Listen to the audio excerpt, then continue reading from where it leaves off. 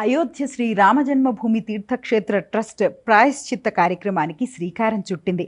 రామజన్మభూమిలో 10 రోజుల పాటు ప్రక్షాళన కార్యక్రమాన్ని చేపట్టింది. విష్ణు సహస్రనామాలను పఠించడం ద్వారా ఈ కార్యక్రమాన్ని నిర్వహిస్తున్నారు.